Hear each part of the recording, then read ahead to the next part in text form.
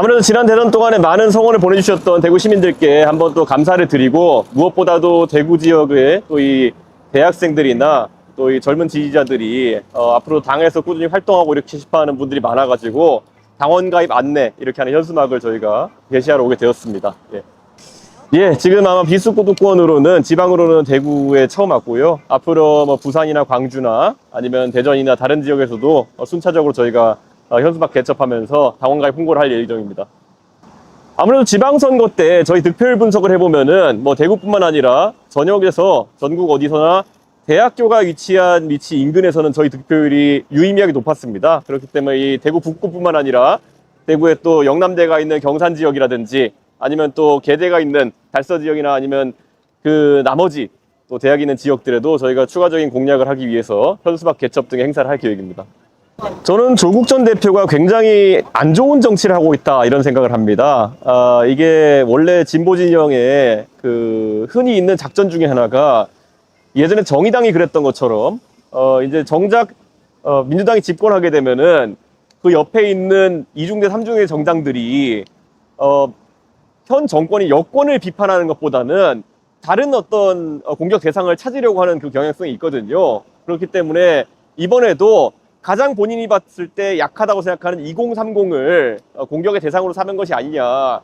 매우 전략적이면서도 유치한 행동이었기 때문에 저와 개혁신당이 앞장서서 비판할 수밖에 없었다 이렇게 말씀드리겠습니다.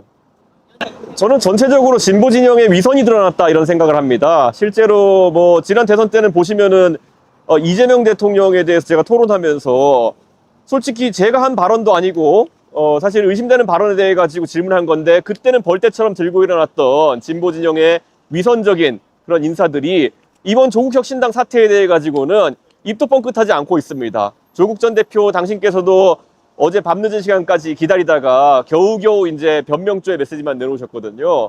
그것도 뭐 본인이 감옥에 계시는데 당원이 아니라서 어쩔 수 없었다는 식으로의 말씀을 하시는데 그런 무책임한 행동, 선택적 정의 그런 것들이 바로 조국 전 대표가 몇 년 전에 비난받았던 지점인데 전혀 제가 말한 것처럼 감옥에 계시는 동안 교정 교화가 안 된 것 같다 그런 생각입니다. 이재명 대통령께서 소통을 하시는 것은 어떤 형식이든지 그리고 어떤 대상이든지 환영해야 할 일입니다. 그런데 이 결국 말과 행동이 일치해야지 신뢰가 쌓이는 것인데 최근에 이재명 정부의 그리고 민주당의 입법 과정이나 이런 것들을 보면은 아주 일방적이라는 느낌을 받을 수밖에 없거든요. 이번에 뭐 여야 간의 회동이나 이런 게 있다면은 그를 통해 가지고 일방 통행식 국정 운영이 이제는 좀 잦아들어야 되는 것이 아닌가 그런 생각하고 있습니다. 저는 정당 해산이라는 것은 굉장히 가볍게 임에 당해서는 안 될 문제다 이렇게 생각하고 있습니다. 그런데 워낙 이제 박근혜 정부 시절에 실제 통진당 해산이라는 전례가 있었고 지금 계엄이나 탄핵 사태는 그보다 중차대하기 때문에 그런 말들이 나오고 있는 것 같은데요. 저는 정당이 과오를 반성하는 모습을 꾸준히 보이는 게 중요하다. 그래서 국민의힘 입장에서도 뭐 계속 왜 자꾸 반복해서 얘기하냐 하겠지만은 계엄과 탄핵 사태는 그만큼 심각한 사태였습니다. 그렇기 때문에 좀 반성적인 자세를 꾸준히 보였으면 좋겠다 이렇게 생각하고요. 지난 대선에도 마지막 며칠을 앞두고 사표 방지 심리나 이런 것 때문에 대구 경북의 주민들께서도 개혁신당에 투표하기를 막판에 주저하신 분들이 많은 걸로 알고 있습니다. 다가오는 지방선거에서는 이제 대구 경북에서도 새로운 싹을 틔워야 되는 시기가 아니겠습니까?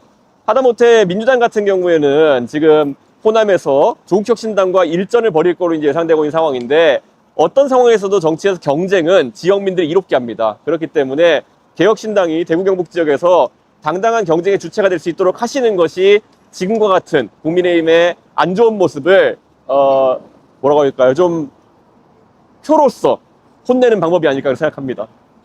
안철수 의원이나 아니면 오세훈 시장님 같은 경우에는 이 온건하고 합리적인 그런 성향으로 인해 가지고 보수 진영의 저변을 넓힐 수 있는 인사들입니다. 그렇기 때문에 갈수록 극우 소리까지 듣는 그런 행보를 보이는 그런 국민의힘에서 저는 뭔가 확장적인 행보를 하려면은 그 두 분들의 역할이 굉장히 클 것이다 이렇게 생각하고 있고요. 비록 당은 다르지만은 개혁신당은 그분들의 생각과 함께 할 수 있는 분이 있다면은 그 부분에는 제한적으로 연대가 가능하다 이런 말씀 드립니다.